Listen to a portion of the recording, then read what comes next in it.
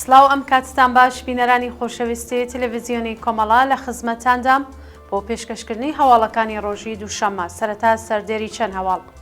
گیانبەختکردنی کرێکارێکی بینەسازی لە شاری مەهاباد، دۆخی خراپی تەندروستی بەندکراوێکی کورد لە زیندانی ئێڤین، ناڕوونی چارەنووسی ڕەحمان قادری لە گرتوخانەی نەغەدا، کوژران و برینداربوونی 142 کۆڵبەر لە 6 مانگی یەکەمی ساڵی 1403، کۆبوونەوەی کرێکارانی نەوت لە چەند سایتی ئێران، ناڕزایەتی کرێکارانی بەشی ئاگرکوژێنەوە لە قۆم، کۆبوونەوەی ناڕزایەتی کرێکارانی پەیمانی لە مخابراتی تەورێز، کۆبوونەوەی ناڕزایەتی خانشینکراوانی معدەن لە کرمان و کوژرانی گەنجێکی دیکە لەلایەن هێزە انتزامیەکانی کرمان.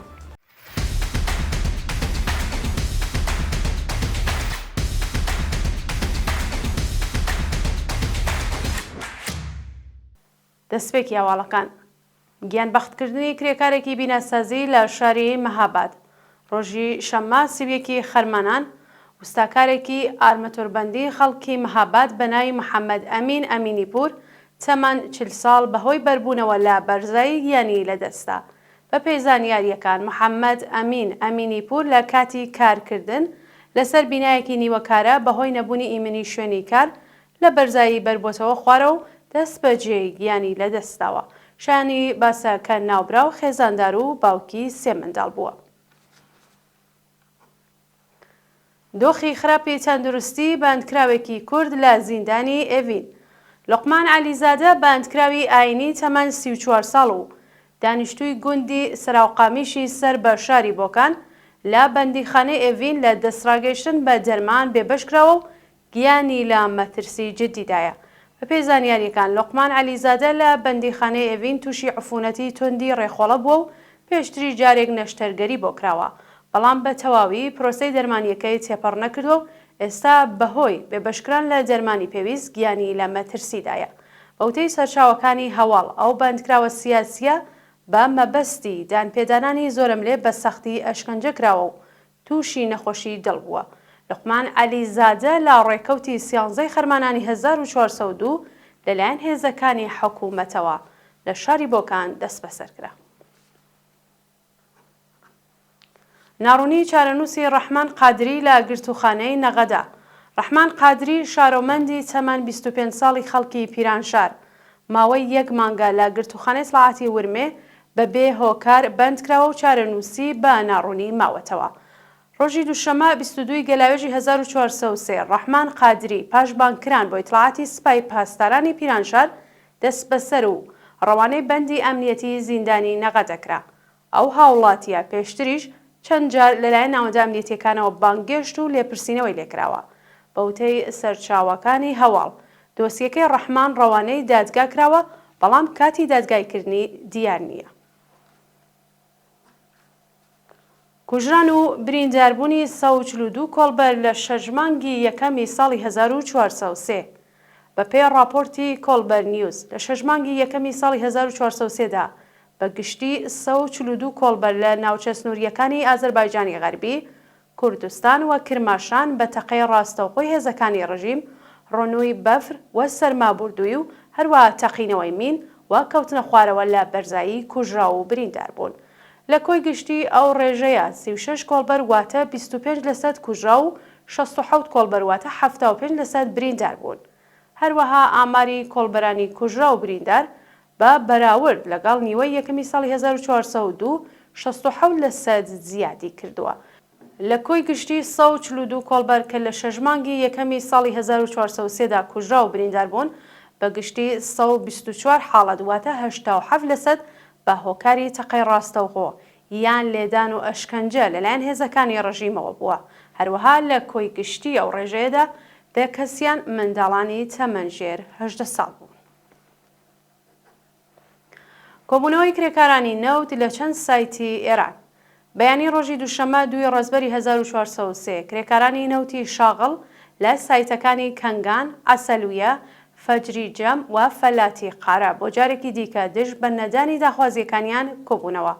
کرێکارانی پەیمانی و ئەرکان سالس خوازیاری زیادکردنی حەقدەست بەکردەوە دەرهاتنی گەڵاڵی ڕیزبەندی پیشەکان، وەلانانی جیاوازی، بەڕێوەچوونی یاسای 14 ڕۆژکار 14 ڕۆژ پشودان، بە بەکردەوە دەرهاتنی مادەی دەی ئەرک و بەرپرسیارەتی پرسنلی نەوت، دابینکردنی بیمەی دەرمانی، تەزمینی ئەمنیەتی پیشەیی، وەلانانی پەیمانکار و لەسەر کار لابردنی بەرپرسانی ناکارامە و چاکسازی لە ژیان و معیشەتیان بوون. ناڕزایەتی کرێکارانی بەشی ئاگرکوژێنەوە لە قۆم. ڕۆژی یەکشەممە 1 ڕەزبەری 1403 کۆمەڵێک لە ئاگرکوژێنەوەکانی شاری قۆم لە ناڕزایەتی بە جێبەجێ نەکردنی داخوازیەکانیان لە بەردەم و ستانداری کۆبوونەوە.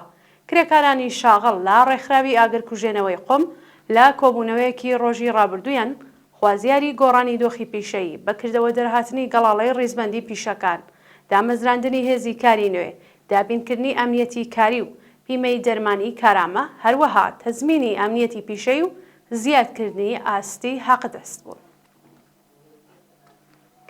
کۆبوونەوەی ناڕزایەتی کرێکارانی پەیمانی لە مخابراتی تەورێز.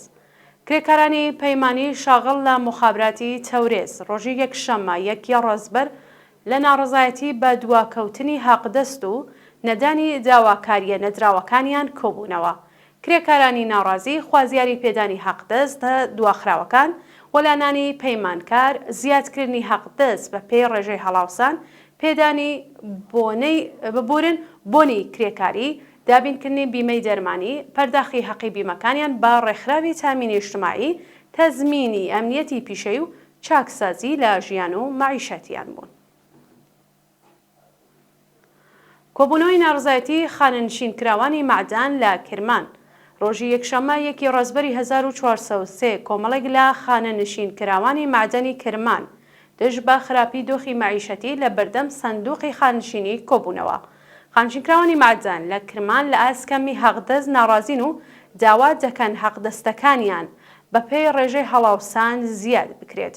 ناڕازیان لە بەردەم سندوقی خانشینیدا کۆبوونەوە و خوازیاری دابینکردنی بیمەی دەرمانی کارامە و هەڵوەشاندنەوەی بڕیاری دەوڵەت بۆ تێکەڵکردنی سندوقەکانی خانەنشینی بوون.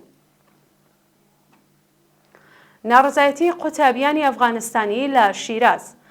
ڕۆژی یەکشەممە 1 ڕەزبەری 1403 کۆمەڵێک لە قوتابیانی ئەفغانستانی دانیشتووی پارێزگای فەرس لە بەردەم ئاموزش و پەروەرشی شیرازدا کۆبوونەوە و لە ئاز ناونووسینەکردنیان لە وەرزینەی خوێندندا ناڕزایەتیان دەربڕی. بە پێی زانیاریەکان سکاڵایەکی زۆر سەبارەت بە ناونووسینەکردنی قوتابیانی ئەفغانستانی لەلایەن بەڕێوەبەرانی قوتابخانەکانەوە تۆمار کراوە، بەڵام بەرپرسانی کۆماری ئیسلامی بایەخیان پێنەداوە. پێشتر وەزیری ئاموزش و پەروەرش وتبووی ناونووسی قوتابیانی بیانی لە ئێران قەدەغە نەکراوە و شێوەکاری ناونووسی قوتابیان ڕادستی ئاموزش و پەروەرشی پارێزگاکانی ئێران کراوە. کوژرانی گەنجێکی دیکە لەلایەن هێزە انتزامیەکانی کرمان. لە ڕۆژانی ڕابردوودا گەنجێکی خەڵکی کرمان بە ناوی نیما فەقیر عەلی نەسەب کرمانی تەمەن 21 ساڵ بە تەقەی بێ بەزەیانەی سەرکوزگەرانی کۆماری ئیسلامی گیانی بەخت کرد. بەوتەی سەرچاوەکانی هەواڵ ئۆتۆمبیلی نیما و هاوڕێیەکی لە گەڕەکی سەرسبیلی کرمان بەبێ هۆکار لەلایەن مامورانی انتزامیەوە دراوەتە بەر دەستڕێژی گولە و فیشەک. بەردڵی نیما کەوتووە و دەست بەجێ گیانی لە دەستاوە. لە ڕۆژانی ڕابردوودا ناوەندە ئەمنیەتیەکانی ڕژیم گوشاریان بۆ بنەماڵەی ئەو شارۆمەندە هێنابوو بۆ ئەوەی هەواڵی کوژرانی ڕۆڵەکەیان میدیایی نەکەنەوە تاکو بتوانن تەرمەکەی وەربگرن و ئەسپەردەی خاکی بکەن. دەست بەسەرکردنی 12 کەس لەلایەن سوپایی پاسدارانەوە. ڕۆژی یەکشەممە 1 ڕەزبەری 1403 12 کەس لەلایەن سوپای پاسدارانەوە بە تۆمەتی هاوکاری لەگەڵ ئیسرائیل دەست بەسەرکران. پەیوەندیە گشتیەکانی سوپای پاسدارانی کۆماری ئیسلامی ڕایگەیاند 12 کەس لە 6 پارێزگای وڵات دەست بەسەرکراون. ئەو 12 کەسە تۆمەتبار کراون بە هاوکاری لەگەڵ ئیسرائیل کە بەنیاز بوون ئەمنیەتی وڵات تێکدەن. ڕاگەیاندنی سوپای پاسداران لە حاڵێکدایە کە هێزە میلیشیاکانی سەرباز سوپای قودس ڕۆژ نییە لەلایەن ئیسرائیلەوە نەکرێن ئامانج، بەڵام دڵعاتی سوپای پاسداران وەکو هەمیشە بۆ پاساوی شکستەکانی دەستی داوەتە سەرکوت، وەکو هەمیشە کۆمەڵێک سناریۆسازی بۆ کۆمەڵێک شارۆمەندی بێچاوان دەکات بۆ ئەوەی لایەنگرەکانی ڕازی بکات. و ناڕوونی چارەنووسی 3 بەندکراوی سیاسی لە بەندیخانەی ئەهواز.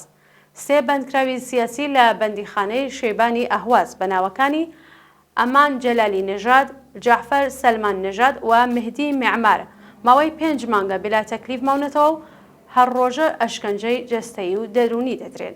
بەپێی راپۆرتی ڕێکخراوەکانی مافی مرۆڤ، ئەمان جەلالی نێژاد، جعفەر سەلمان نێژاد و مهدی مەعمار کۆتاییەکانی مانگی جۆزەردانی ئەمساڵ لەلایەن لەقی 13 دادسەرای گشتی و ئینقلابی هەواز بە تەبلیغ دژی نزام و ئەندامیەتی لە گروپە دژبەرەکانی نزام تۆمەتبارکراون. شانی باسە کە دۆسیەی ئەم هاوڵاتیانە هێشتا لە دادگای هەوازدا لەژێر لێکۆڵینەوەدایە، بەڵام اطلاعاتی سپای پاسداران بە مەبەستی زیان پێدانانی زۆرم لێ هەر ڕۆژە ئەشکەنجەیان دەدات.